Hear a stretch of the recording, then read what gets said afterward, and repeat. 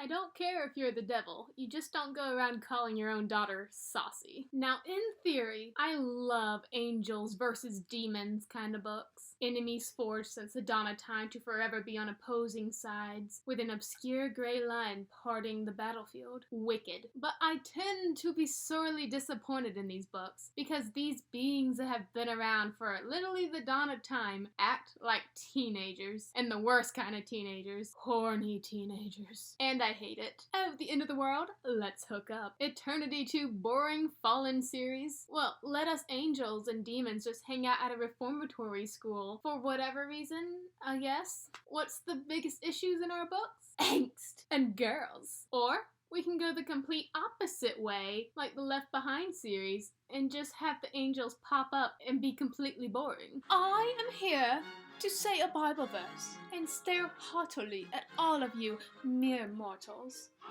Jesus. There's only been about 2 series that I've actually liked how the angels and the demons were represented. One of them being, I think it's called the Angel Eyes trilogy. I know that's the first book. Don't know what the series name is, but the angels in that book were just pretty normal, like normal people. One of them even adopted a son, and I liked that. The demons were awesome. The devil in that book was so cute. My favorite. And another book that I liked the angels in, Divinity Falling. Why? Because these beings that don't know sin or vice or any raw, bad emotion until like Lucifer messes everything up. They're very childlike in this book, just like filled with awe and whimsy and wonder. And I like it. Makes them naive, makes them fun and guileless. But what happens when one of these angels without human emotions becomes human and he's put into the body of a hormonal like 20-year-old? This book happened. No matter the amount of disappointment, these angels versus demons, these books always attract me because I like that opposing dynamic. I like the villains and the heroes just hating each other, wanting to topple the others. I want all the fighting. You know exactly who the enemies are right off the bat. Heaven versus hell. And you know there's gonna be some good punches thrown in. Or it can be something a little bit more subtle. Maybe just one little demon popping up trying to twist this nice innocent person into something evil. No other angels in sight. Or maybe it's the opposite. And you have this twisted evil person who is trying to be redeemed by his passed on spouse who's watching him from above. And also, I love it when the devil just pops up out of nowhere and just causes a ruckus about. Because he's the greatest literary villain of like all time, and you can paint him so many different ways. You can have daddy issue Satan, sexy Satan, just a jerk Satan, or you could have pervy Satan. Oh boy. Divinity Falling, sporting an absolutely beautiful color. Love the red and the violets. That's the nicest thing I'm going to say for a long while, because this is a book that rushes everything just to get to a romance you don't care about. Well then, what is it about? I'll tell you. It's exactly what it says on the summary. That's important because you are just yeeted right into it at the get-go, which is something I would say is good in other books, but doesn't work well here. But let's get to the premise. An angel is falling from heaven. Flames are everywhere, and he splats on the earth, like you do. His name is Adriel, and he, in his mangled back, has committed some sort of grievous sin that has demoted him from guardian angel to pathetic, groveling, pitiful human being. No powers. So, now sporting a very operational nervous system screaming, I just dropped through multiple layers of the atmosphere, get me to a hospital. Adriel flags down a car tearing down the road at like 100 miles an hour, which promptly gets stuck in the mud. And either this angel does have like some leftover powers, or God works through fireflies because a firefly lands on his hand and he's able to just push the car out of the mud. The driver of this car is Addie, our female protagonist, and she's crying. Her world is going up in flames quicker than Adriel's wings because of boy trouble. She would rather like not help the guy with the mauled back in the Jesus diaper and take him to a hospital, but he did push her car out of the mud, so she does take him to the hospital. Good manners. At this point, I'm like, this is good. No insta attraction so far. Addie's a little bit, snarky. I like that in a lady. And Adriel just wants some medication for his back. He's in pain. Poor baby. It won't last for long. Well, we drop Adriel off at the hospital and we just follow Addie all the way into her car back to her brother's dorm so she can just complain about her sucky boyfriend. And for some reason, the rooms in this dorm are called pods. I don't understand that. This isn't futuristic. They're not living in like space pods. But oh no, her brother, while she's staying there, he gets abducted by a demon. Wow. And this demon, it has the same whacked out back, those little crisscrossing scars, as our man Adriel. So Addie reasonably assumes that they must be part of the same Jesus diaper-wearing cult. So after her brother just literally vanishes into the air, Addie races back to the hospital, shakes Adriel out of a morphine-induced stupor, and she demands he tells her where her brother was taken, and they go on a quest to find him. This all happens in the first 25 pages, which brings up my main beef with this book. The pacing, the very lack of it. Or we could say, the accelerated rate of it, at the cost of everything else. This book is just dying to get to the romance, so it's not stopping to correctly develop the characters or explore this magical world where the demons and the devils and the angels all have an active part in everything. And the fireflies. You can't forget about the fireflies. The bad pacing affects everything. The plot, the amount of info dumping, the dialogue. Like I said before, it's very good to make a book fast-paced. That's how I prefer my thrillers, but it has to be organic. You can't have characters who are meant to be relatable, someone you can meet on the street, just word vomit their whole story in the first 25 pages. By page 13, yeah, we meet Addie's brother Reed, nice enough chap, but in the middle of just looking through Addie's eyes, and she's just like describing, oh, I must have woke him up, he's wearing his pajamas, we're yanked out of her perspective into what I call narrator voice. Because we already know Reed is her brother, but we just have to be reassured, because we're stupid, that Reed was my half-brother. We shared the same mother, unfortunately. We had no idea who either of our fathers were, though we did know we were both products of one-night stands. Then they resume hugging. It's little things like that. Looking at someone's clothes, factoid about their life, hugging. Normal action, narrator interruption, normal action. A sandwich of bleh. I call this a chink.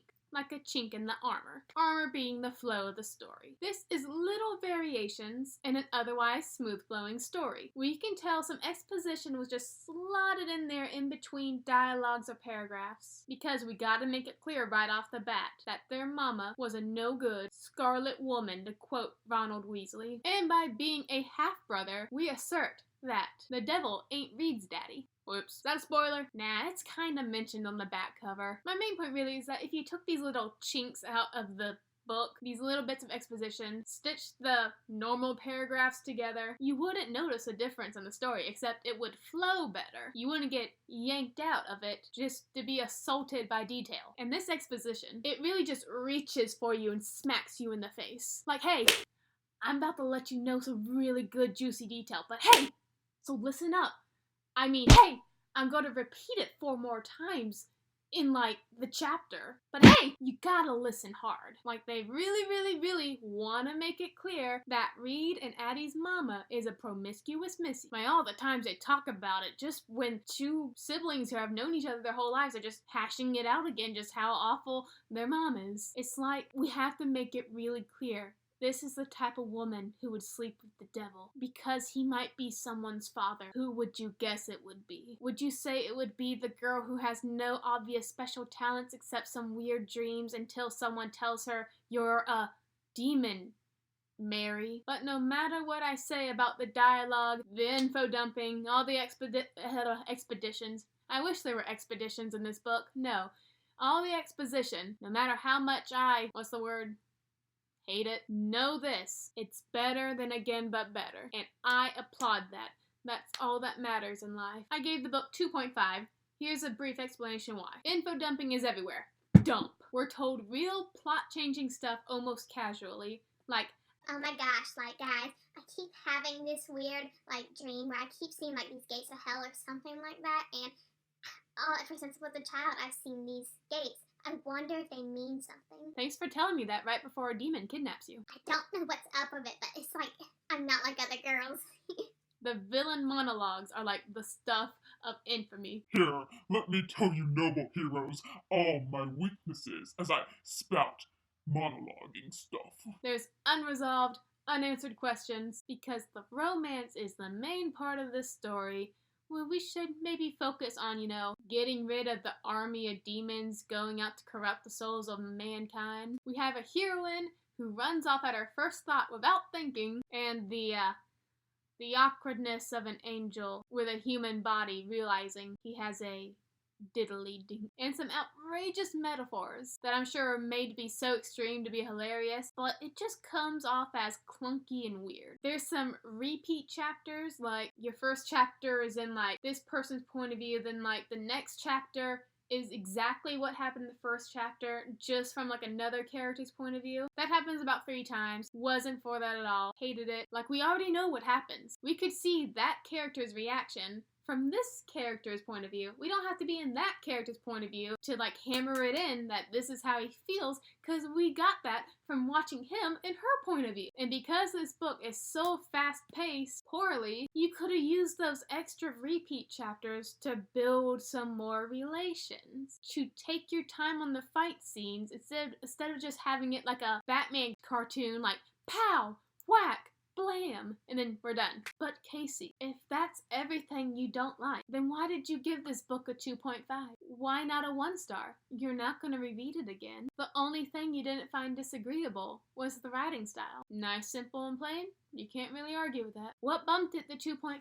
It's all because my favorite tropes were in it, and I can't get into them without going into the whole story with spoilers attached, because my tropes are spoilers. They make me happy whenever I see them, so that's why it's a 2.5. So, spoilers from here on out, viewers beware. Chicks in this book have some creepy tattoos on their derriere. To be discussed later. So where do we leave off at 25 pages? Addie's brother, Reed, his half-brother, remember that. He gets kidnapped by a demon who vanishes in midair. Addie storms into the hospital, kidnaps Adriel from the hospital. Oh yeah, and they're at a diner now, where Adriel, my second favorite character in the book, tries to convince her that he is an angel, and he's not crazy. Meanwhile, we're in Reed's perspective in another chapter, and the devil is screaming his head off because that's not my blood child. I don't know her name, which I should. I should even know she's a girl, because I was there at her birth, but apparently I don't. But yeah, wrong kid. Put him in a cell in hell, and go get my other kid, my real kid. Back at the diner, Addie's like, you are a certain mammalian animal poops crazy. She storms out of the diner. Addie's like, wait, I'm telling the truth. I know where your brother is. And he's ultimately proven right, because a demon, again, leaps out of nowhere, grabs Addie, and jumps into his portal to hell. Well, I'm glad that was such a suspenseful adventure, finding the gates of hell. No, this could have been an epic journey to help build relationships, but it wasn't. Just like in Again But Better and that stupid ravioli. But now, we're meeting the devil face to face. We get to know why all this crazy stuff is happening, why Reed was accidentally kidnapped when the intended target was Addie. It's because the devil is Addie's father. So yeah, give this book already a point for a favorite trope. One of your relatives is evil and you're expected to continue on their legacy of evil. I call this the I am your father trope. It does some weird things to the main character's psyche, has them doubt themselves, see themselves in a whole new light, questioning what is good and what is evil and how they're becoming more devious. And I love it! So after learning that the devil smells like pickles and fish, not decaying flesh, brimstone, we learn that the devil, after 2000, actually since the dawn of time years, he's finally ready to raise an army. What have you been doing, man? And he wants Addie's help to turn these souls to his side because she is his daughter. And Addie, being the belligerent sassy pants that she is, she's still like, I don't believe you. If you're my real father, what was my first words? When was I born? What's my middle name? Why wouldn't you end my life? Like, you want the devil in your life. So the devil, after, eyeing her and saying, you're a saucy one, aren't you? He's like, I can prove I'm your father. Here, slit. You may drink this cup of my blood, and you will see amazing visions. Or else I'll kill your brother, who I do have chained up right over there. So Addie drinks the goblet of blood, and lo and behold, more demonic visions rush upon her, and her demonic blood is awoken. Yeah, so apparently the devil specifically needs her help to raise this army of soulless minions for his, grand purpose of taking over the universe. Yeah, apparently none of his literal legions of demons and fallen angels couldn't go out. Because here's the thing, the way Addie sells souls in this book is she just carves the letter L into their skin and boom, you're soulless. You don't have a choice. I sold your soul for you. It's not explained why only her demonic blood can do that, because it's made very clear other people can do it as long as they're like a demon. So why are you waiting for Addie when you have legions of monsters who can go out and just carve the letter L into everyone? This idea, you've waited a long time for it, but it's a bad one. You could have taken over the world by now, man. But apparently, Addie also has another ability, which will not be used basically ever. Or if it is, it's done poorly. Because she has the power now to compel people. She doesn't. But the book wants you to think so. Lucifer wants her not only for her manipulative skills, which we have seen none of, but also because of her feminine appeal. Feminine appeal. Honey, devil, sweetie, your daughter can't even handle a boyfriend. So of course, Addie, being the noble damsel, she's like, I will never join your cause. I am human. And the devil's like, you will join my cause, cause I will kill your brother if you refuse. I have always wanted a fighter. I am a father, just like my father. God. But unlike him, I have the most beautiful ruby there ever was. Two things. Just why a ruby? That's just a weird thing to call your child. A diamond? It's just random. Where'd the rubies come from? I mean, thanks for calling me beautiful, sir, but weird. And also, if we think about this, the devil is saying he wants to be a father, like his father. So we're talking about God, who is a father to Jesus. So what, devil? Are you saying that Jesus isn't a ruby? Why are you making fun of Jesus, devil? Dad, I really need you to smite someone right now. Lucifer, show off.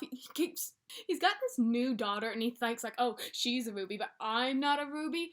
I am a perfect ruby, sir. He keeps calling me names, okay? First he said that I'm a goody two-shoes, that I'm a daddy's boy, and oh God, no, not God, not you, but you know what I'm trying to say, just gosh, like he just keeps messing with my self-confidence and I'm already upset about everything. Like everybody just keeps messing everything up in the world, and they made an SNL sketch about me. Oh my gosh, you saw that, right, Dad? I don't know what to do, and oh me, he's calling. New Testament Jesus, okay. Lucifer. You're not a virgin. So Addie gets yeeted right back to the mortal world to go raise up this soulless army for her daddy. And then we find that Adriel, sweet Adriel, has just been pacing the parking lot this whole time, just waiting for her to pop back out, I guess. But of course, time works differently in hell, so even though she was there for like a couple hours, it just felt like a second to Adriel. So while we get more exposition from Adriel, saying that Lucifer's true goal is to gain a large following so he can be worshipped like our Father. Because even though the devil is strong, not even he can destroy God. He is immortal and strong. The devil looks up to God, but he wants his approval for all the wrong reasons, and he's rebelling in a catastrophic I can't read today. Catastrophic way. Daddy issues Satan is my best beloved version of him. But then all this talk of the devil reminds Addie that she's with a fallen angel / human right now, and she finally asks, hey, why were you kicked out of heaven? And then we learn Adriel was part of a murder. Phew, lightning effect. So apparently he was a guardian angel. He was looking after this mom who had a son who had locked-in syndrome, I believe, where he just couldn't move. So the mama decided after like 15 years that her son was suffering enough and just killed him. And Adriel thought, oh, that's a good idea, and didn't intervene. And God's like, pew! Instead of casting him down to hell, I guess Adriel is getting a second chance at being just a human. Adriel is my second favorite character in the book. Mostly because, sorry, I just had like a flashback to like some parts of him. But in the beginning, he's very childlike because he was an angel. Now he's just experiencing all this stuff that he knew from his past life as an angel, an onlooker, but now he's like in it. He has mortal sensations. He has to go to the bathroom. He has to eat. Him just discovering what a strawberry and a banana taste like, it was just so cute. I was like, you're a big teddy bear. But then he grows up. Soon he doesn't become the little angel boy just trying to figure out what a handshake is. No, he goes all teenager on me. Because apparently the bulge in his pants, that's how it's referenced, is kind of like, honed in on Addie. And he's like, what is this sensation? But at this point in our story, Adriel's still mostly a nice, pure, wholesome angel. And Addie's like, I have to go out and sell people's souls to the devil. I have to get my brother back. And Adriel's like, don't do it. I have connections. I'll get some angels to help us out. We can settle this a different way. You don't have to condemn people to the pits of Tartarus, honey. If you would have just waited, Addie. Just waited. But no, you had to go out there, and you just started carving L's into everyone you met. And Adriel's like, why? He follows her into a bar. Why are you doing this? He follows her around her apartment. Stop doing it. Does she listen? No. Now, I have to admit, when I first read that it was Addie's job to sell souls, it says so on the cover. She didn't sign up to sell souls. He didn't sign up to be human. I thought this was going to be like an MLM. She would go out, have a pitch, sign people up to join the devil's legions. But no, I prefer it this way. Going up to someone, slashing an L on them, running off, and just leaving them to be jerks. Burn some buildings, shoot some people, cause mass havoc, start some fires. And also, apparently, her demonic energy is like building up in her too, because she hunts down her ex-boyfriend and carves an L into him. And Adriel's like, why'd you do that? Eternal damnation is not a joke. So she's back at her apartment, just like ridden with guilt on what she did to her ex-boyfriend. Because, I'm gonna quote this. My throat felt like it was being sliced in half and chopped into pieces to be thrown in a salad bowl for demented monkeys to feast on. And the harder I tried to push back the tears, the more the pain increased. Demented monkeys. That's a very reaching metaphor. This book uses weird words and terms. Demented monkeys. Everyone in this book is drenched with sweat. The word drenched is overused. Sweat drenched my pajamas. Sweat drenched my tank top. She fell on top of me, drenching me with sweat. Ugh, I don't want my characters to be, obscenely sweaty. Ugh. And also, this book is not afraid to use an F-bomb, but it's hilarious that these characters who cuss, except Adriel because he's a saint, they always refer to the posterior, the derriere, as the bottom. Not the butt, not the rear, not the A word. The bottom. So at this point, Adriel's constant whining to stop condemning people to Tartarus is getting to her. She's like, we need to find another way to do this. I don't want to be like my father. And so Adriel's like, well, the only things that can get into hell are demons. You're technically a demon, you spawn of Satan, so you figure out how to get there, and I will accompany you like a gentleman. So something weird happens. You remember how I told you that Addie has these dreams about the gates of hell? Well, on page 116, she manages to get into her dream and open the gates, but it all happens so fast. Okay, I wrote it down. First, she was dreaming of hell. She stepped into the dream hell, and she saw a vision from the past of Lucifer and Adriel sparring together like buddies, so they knew each other when they were all good in the clouds. Then she tried to leave hell the way she came. Then some type of weird explosion happens. Don't ask me what it is. And now she's back in her room, okay? But then a bunch of static happens. And suddenly, she's in hell for real now, and now Adriel is by her. The real Adriel, not the vision Adriel. How did we get here? That was not cohesive. And then, with her faithful angel by her side, they just casually walk up to a demon like, hey, could you take us to my brother's cell? And the demon does it. And these demons, they kind of look like crocodiles. And I actually got attached to that demon because he was kind of like a little doggy, little alligator doggy. But yeah, he takes them to the cell. They get Reed out, but then all these other demons just converge, and suddenly they're not listening to Addie, and so they're running through hell. Someone's carrying Reed on their back, limping through hell. And then our heroes are cornered, and then the devil parts through his ranks of demons. And he's like, aha, I knew you would come.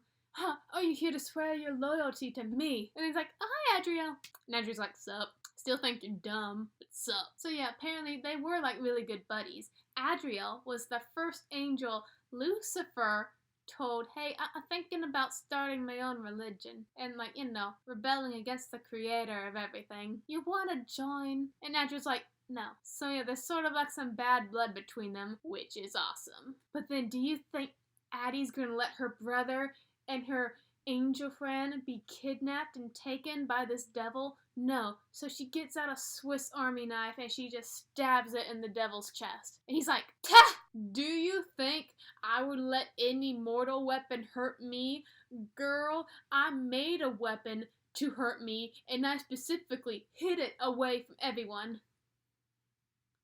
You made a weapon to hurt you. Why would you do that, you dumb schmutz? And why are you telling the heroes that there is a weapon out there that can hurt you? No, that can kill you. If you would have been all hush-hush about this weapon, this book would have been 200 pages shorter, because they would have had nothing to go off of. They would all be in hell, probably, smoldering in a pit of fire. But you just had to open your big villain cob. But the devil's like, oh, Adriel, I see you lost your wings. Should I welcome you to my kingdom? And I'm like, yes, be evil. I like evil. But he's better than I am, and says no. And then as suddenly as they entered hell with an explosion and some static, Addie just magically wishes that they're gone, and they're back at her place. So yeah, by page 134, we have accomplished the summary. We rescued the brother. Now what? I guess we gotta find this magical weapon that can kill the devil that we shouldn't know anything about, because the devil should be smarter and keep his mouth shut. But then by this time, heaven has gotten word on Addie and Adriel's hijinks. And then suddenly, Reed, the guy who was taken to hell, his guardian angel appears out of nowhere like, hey everybody, I'm here to help. Where were you? Of course, there's like the convoluted stuff like, I was forbidden to interfere. See, once a demon takes on a physical form so that they're not invisible anymore, we the angels cannot interfere. It's a rule, I know, but I couldn't do anything about it. I want you to take a guess how many times this rule is broken. This rule that if a demon is visible to humans, an angel cannot interfere. I will begin with the first instance, because literally a few pages later, Addie's guardian angel, apparently she has a guardian angel, which is sort of nice. It just reaffirms that she's not all demon, she's got some human in her, or God wouldn't have bothered with a guardian angel for her. But Addie walks into her room, and her guardian angel and a very visible demon are wrestling, trying to kill each other. That is interfering. That demon is visible. I see it. So Angel scoot along, but her guardian angel gets killed, so it was nice meeting you for those 5 pages. But now you're gone. So yeah, it's made clear the demons are still after our group. But at this point, 160 pages in, I've been wondering, all those people with the L's carved into them, where did they go? What are they doing? Why are they doing? And then, and honestly, the book gets kind of epic from here. Kinda, like a little bit, like 2-star rating epic. Because arson is everywhere. Churches are being burned down. People are getting murdered. Blood is running through the streets. But we gotta turn the TV off, because it's time for some hardcore making out. Because it's been like 3 days with a male and female protagonist, and something has to happen. Every inch of him pressed against me, and I couldn't help feeling his bulge nudging my leg. Ugh. Could you guys not wait? I mean, people are getting murdered. Wait! Have some decency, people. And of course, this lust for Addie will eventually be Adriel's downfall. Well, like his second downfall, because, he fell down from heaven, and, angel puns. Even the Archangel Michael steps into, like, Adriel's daydreams, no, his actual dreams, and it's like, you need to, sir, like, get your priorities in order, because the literal gates of hell have been opened, and you're all about a girl right now. Of course, Michael, he's like the angel. So he's saying this much nicer than I'm translating it. He sounded like a loving grown-up speaking to a child. It reminded me of the way Jenna, the lady Adriel was the guardian angel for, the lady who killed her son. The way Jenna has spoken to her son throughout the years before he passed away. You mean murdered. A murdered you witnessed and did nothing about. Adriel. So Adriel, with his sort of angel powers, he has this vision that Addie's mother's house, her nasty mom, her house is on fire. And true enough, that vision comes true. So they run over. They do a lot of running over. Their poor car probably has like a ton of mileage on it by this point. But yeah, they run over, save her mom from the burning house, get her to a hospital, where we have Addie start to confront her mom about how awful she was at raising her and Reed. And of course her mom, drugged up and just an awful mom, is like, I don't care, help me to the shower. So Addie's like, fine, lifts her up, and then we make a discovery, explaining why her mom has been completely awful to her for all these years, so bad that Addie had broken off contact. You know those hospital gowns? They don't really cover anything up in the back, so your butt cheeks are hanging out. Well, when Addie lifts her mom up out of bed, she makes a discovery that her mom has the letter L tattooed on her butt, which leads to my favorite quote of this book. I placed my trembling hands against Adriel's chest, swallowed, and said, there's a tattoo of Lucifer's initial on my mom's. And Adriel's like, that fiend! But when Addie is noticing this L, she's also like, wait a second, are her irises black? Because these people who turn evil, whose souls are sold, their eyes turn black. Addie, you lived with her for your whole childhood, and you're just now noticing that her eyes are black. That's a very obvious thing to see. It honestly doesn't make any difference to the plot if her mom has an L on her butt or not. You could just make her a regular bad woman. This book is rushing through things, thinking it's talking about something interesting, but you're just leaving it out in the open, hanging it out to dry. The cup that activates Addie's powers. Explained? No. Her powers? Explained? No. How does she compel people? Explained? No. It's literally just ushering us along to get to the more romantic parts instead, because you guys know, like I said, news reports are going crazy about how the world is going to hell, and they just turn the TV off to, have some Betty by time. Throughout this whole book, you guys only known each other for a week. Stop. But then, oh my gosh, you remember her ex-boyfriend?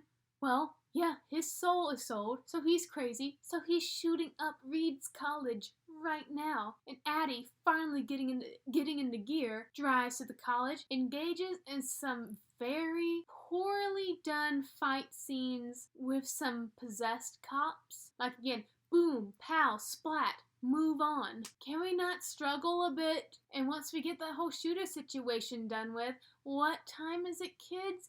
Some more Betty by time for adults. We don't have one chapter when they're engaging in this activity. We have two, because those chapters I talked about from his perspective and then her perspective, same subject, different perspectives, it happens again. You could have put some epic struggles trying to get into the college to save all the students trapped in those chapters, but you didn't.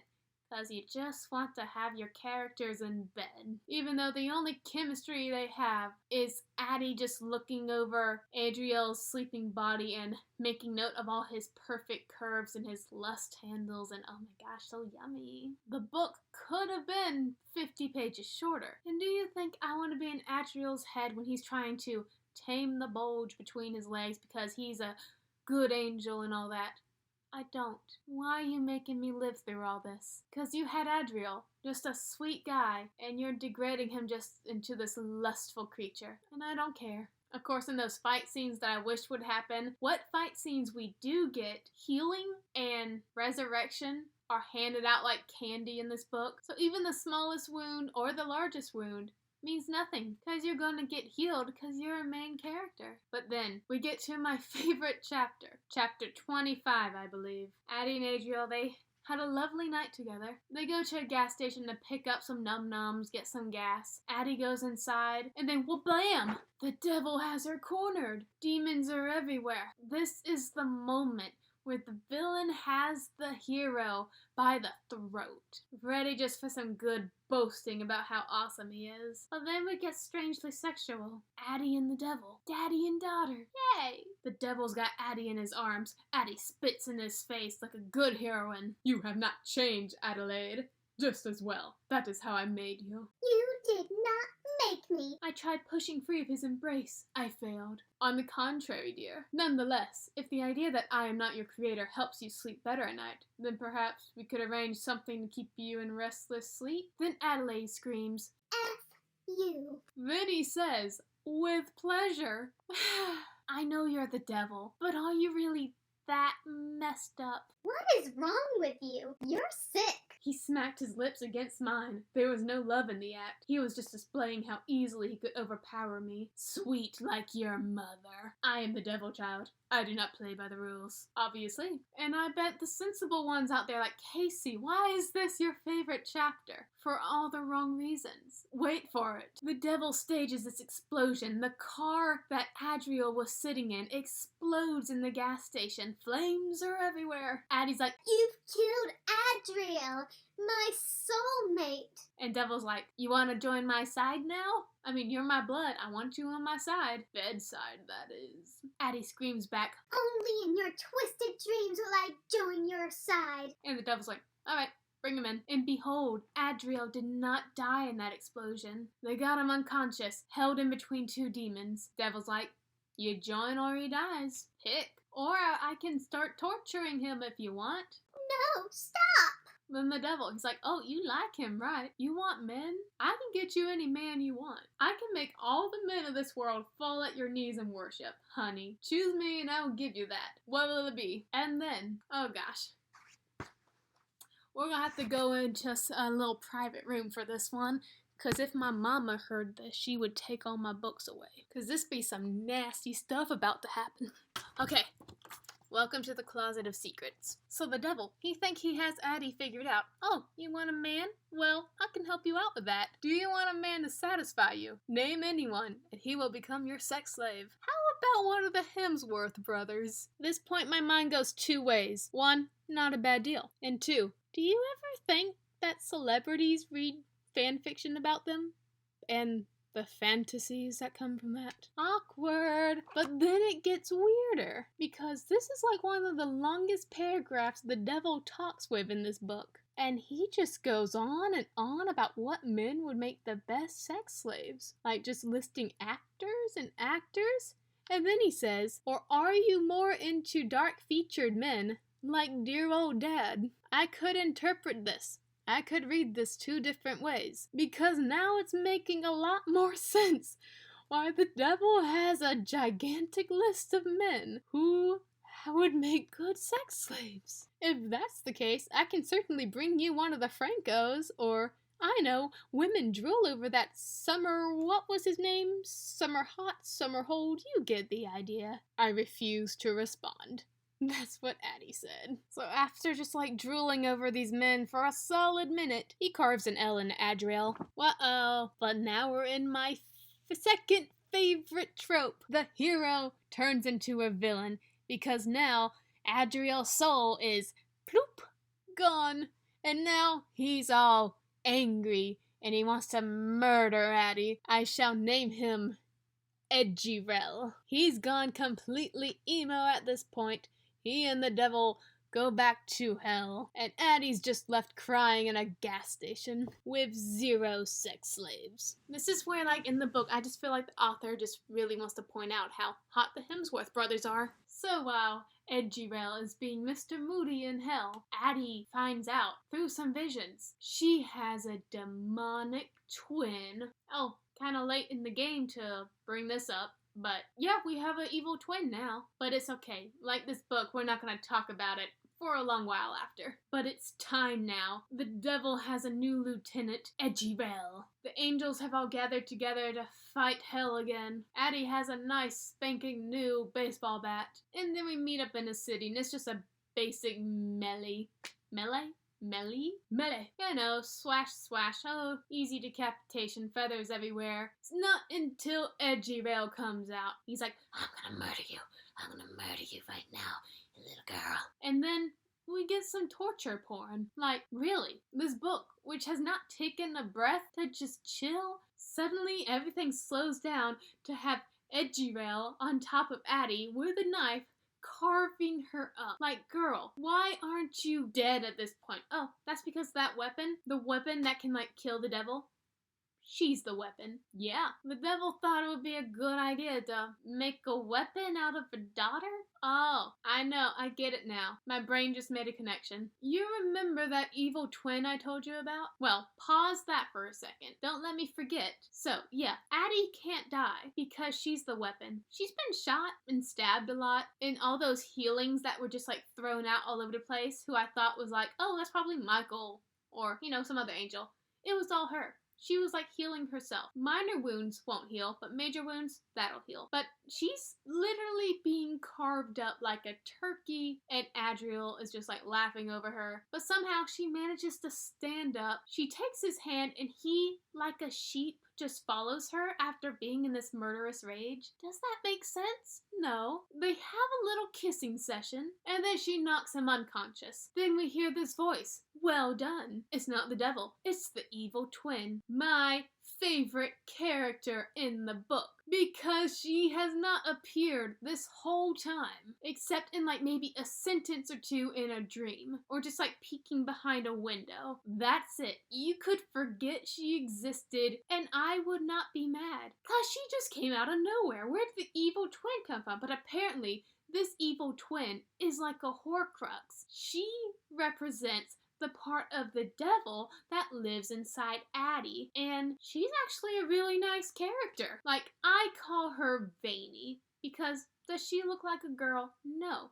She looks like that gigantic Titan on Attack on Titan. Real demonic looking, I guess. And after Addie knocks Adriel unconscious, do you guys know how hard it is to say Addie and Adriel in the same sentence multiple times? They're basically the same. Evil twin Veiny swoops up Addie to like this mindscape where there's lightning everywhere, like representing her doubts and frustrations and just like stress. And Veiny's like, oh yeah, I just wanted to say I'm here and I'd like you to be my friend. I'm not kidding. That's all that happens. Veiny's like, will you stay here with me? I'm very lonely. I like her. And Addie's like, you're the weapon living in me. So if I kill you, the devil will be weakened. And Veiny's like, what? So Addie kills Veiny, and I'm mad at Addie now, because Veiny just wanted a friend. Tell me what part of the devil that is. The sweet girlish version? So the devil, I guess the same time he put an L in Addie's mom's butt, gave her like a chalice of blood, just like he did Addie, and somehow that, like, he gave it to her while she was pregnant, and somehow that made a demonic twin inside of her. I don't understand how. Like, you just gotta take stuff at face value in this book. That's it. So yeah, Addie wakes up from killing a very innocent part of herself, I will say. Adriel, no longer Adriel, because he woke up, he had a little talk with God, he's like, oh, I'm fine now. My soul isn't condemned to hell. No consequences. I'm so glad you're all happy now, Adriel.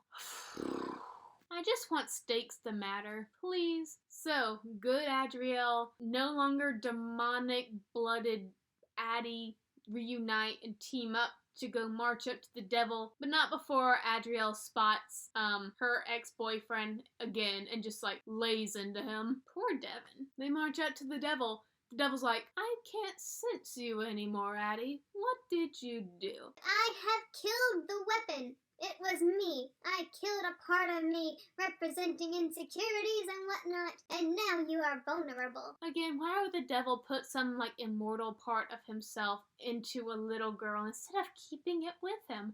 I don't get it. And the devil's like, Well, you are no longer a special snowflake. You are a stupid melting one.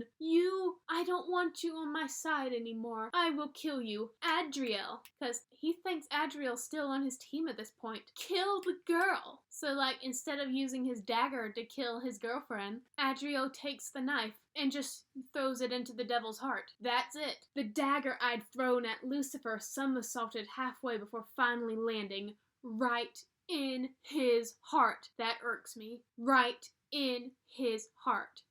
Period, period, period, period. Like it's something epic. It's not. It's not dramatic. It's not climactic.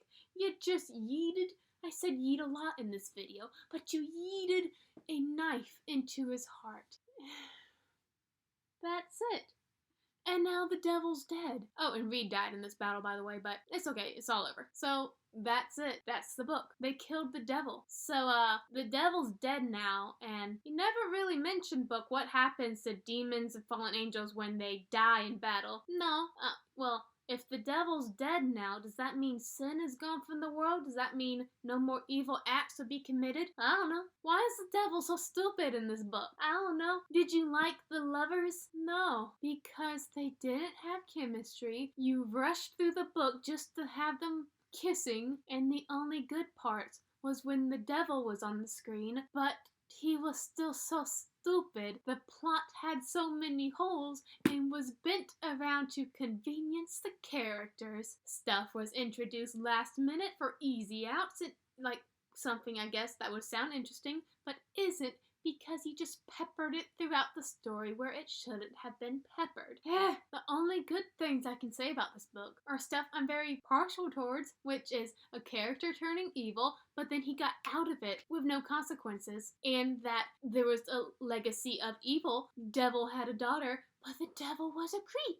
Zero attachment to characters, bad plot, no interest in rereading. If you guys know a book out there where the demons are evil, the angels are pillars of goodness and light, and there's no romance, please tell me. I want one. But remember, even though this book is bad, it's better than Again But Better. I like this author's channel. Didn't like the book, however. Good job. 8 little pages for this cover. It's very pretty. But please, people, authors, stop having people kiss when the world is literally ending. Priorities. It's bad when I could say my only favorite character was the one who was literally there for like 5 pages and just wanted a friend. And watch that pacing. It's not all about the kisses. It's not.